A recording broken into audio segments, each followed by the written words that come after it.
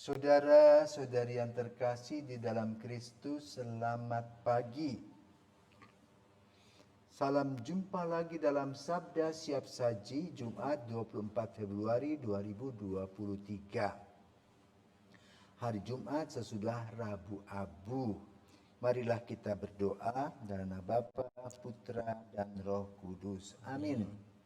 Ya Allah, kami mohon tunjukkanlah kerahiman-Mu yang agung atas laku tobat yang telah kami mulai agar kami kuat untuk menyelesaikannya dengan tekun melalui mati raga yang kami usahakan. Dengan pengantaraan Yesus Kristus Putra-Mu Tuhan kami yang bersama dengan Dikau dalam persatuan Roh Kudus hidup dan berkuasa Allah sepanjang segala masa. Amin. Tuhan bersamamu dan bersama rohmu. Inilah Injil Yesus Kristus menurut Matius. Dimuliakanlah Tuhan. Sekali peristiwa datanglah murid-murid Yohanes kepada Yesus dan berkata, "Mengapa kami dan orang Farisi berpuasa tetapi murid-muridmu tidak?" Jawab Yesus kepada mereka, "Dapatkah sahabat-sahabat mempelai laki-laki berduka cita selama mempelai itu bersama mereka?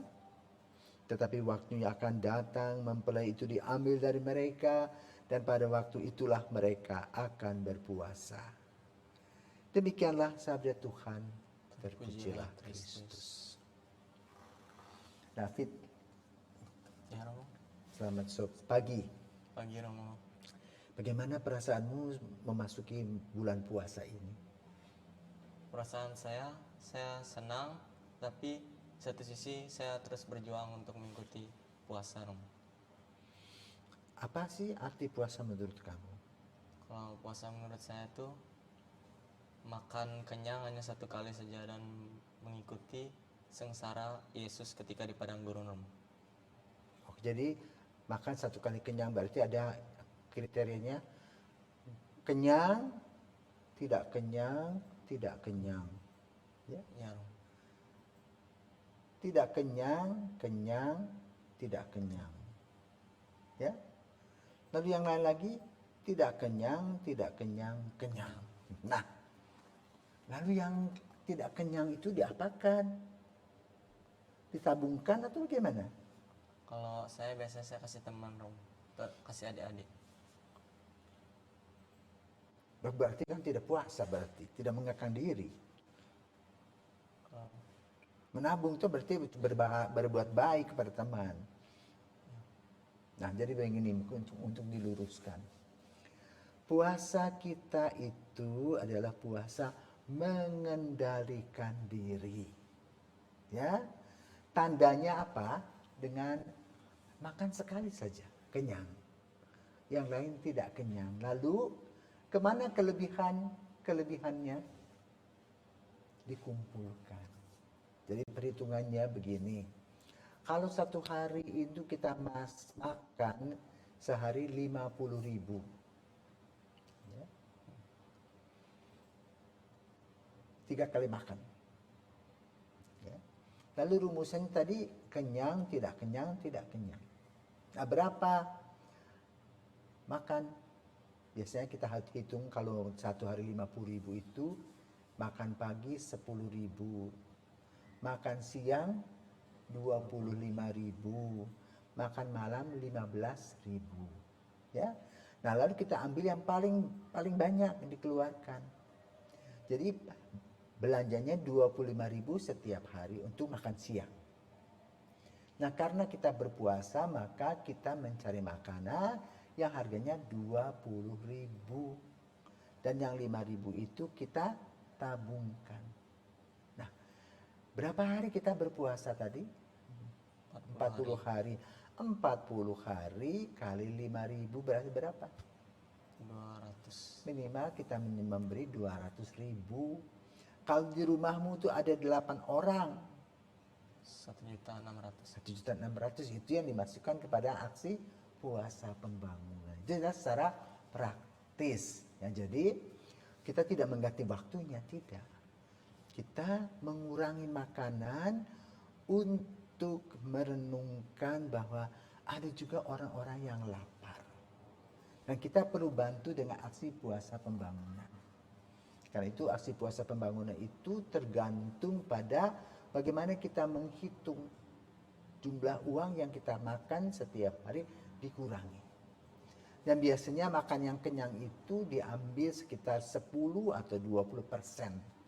Ya, itulah yang dimasukkan di dalam perhitungan kita, dimasukkan di dalam amplop. Kalau dulu ibu-ibu mengambil beras jumputan, setiap hari ambil satu genggam, lalu dikumpulkan jadi 40 genggam. Ya. Nah, sekarang berhitunglah dengan angka. Dasar dari puasa yang disampaikan tadi oleh Yesus, para murid mengkritik, kok nggak puasa? Puasa Yahudi dengan puasa kita berbeda. Ya. Puasa Yahudi itu 24-25 jam tidak makan, tidak minum. Kalau kita tidak, kita makan minum tetapi mengurangi, mengekang diri. Tetapi yang paling utama adalah pengekangan diri dalam pikiran kita. Kita tidak boleh berpikir jahat tentang orang lain lagi pada masa Prapaskah. Mengusahakan berpikir positif. Juga dalam perbuatan. Ya, perbuatan yang menyenangkan Tuhan. Maka perbuatan-perbuatan kita perlu untuk memuliakan Tuhan melalui doa dan kerja kita yang baik. Jadi kita doa tidak harus dipuji orang, tetapi betul kita memerlukan doa, artinya berelasi dengan Tuhan secara intensif dan serius. Namun juga doa menghasilkan buah. Yang tadi jaga mulut, ya, kita tidak ngerumpi, ya. Juga kita mengurangi aktivitas seperti misalnya handphone seperti itu. Ya. Nah, lalu juga dalam masa 40 hari itu juga disebut dengan pantang. Ya, bukan pantang mundur. Ya. Pantang artinya apa? Mengurangi semua yang kita sukai. Ada orang yang suka nonton film, adiktif. Pegang handphone, adiktif. Telepon dengan teman, bahkan mengomongi orang, ngerumpi, gossiping. Ya. Kemudian juga bully orang. Semua pokoknya pekerjaan-pekerjaan yang kurang terpuji tadi itu dikurangi 50%. Yang mabok-mabokan, yang suka pergi ke rumah bordil, ya. Hal seperti itu. Itulah yang disebut pantang. Maka gereja Katolik mengatakan ada pantang dan puasa. Nah, ada hukumnya dalam hukum gereja, ya. 1250, 1251, 1252 membicarakan tentang puasa sekali kenyang. Pantang bagi anak-anak yang sudah berusia 14 tahun sampai 60 tahun. Puasa umur 18 tahun sampai 60 tahun. Tapi yang sakit tidak usah. Ya. Itulah peraturan yang terjadi dalam masa Prapaskah ini. Nah, selebihnya kita diberikan kesempatan untuk banyak membaca kitab suci, berdoa rosario, mendoakan orang. Apalagi pada saat sekarang kita mempunyai tugas juga mendoakan umat orang di Turki dan Suriah yang mengalami luar biasa. Ya. Walaupun memang ada beberapa keajaiban pada masa ini, di mana seorang anak katanya sudah 100 lebih jam tidak makan minum, tetapi dia tidak rasa lapar, tidak apa-apa, tetap sehat. Ternyata disampaikan oleh namanya Hamzah bahwa ada seorang bapak pakai baju putih yang selalu membawa makanan dan minuman. Maka kita juga berharap pada masa puasa ini kita juga berjumpa dengan orang yang berbaju putih tadi, yaitu untuk apa? Untuk memperbaiki pikiran, perkataan, dan perbuatan kita. Itulah yang perlu kita kerjakan. Nah, kamu seminaris bagaimana? Disiplin.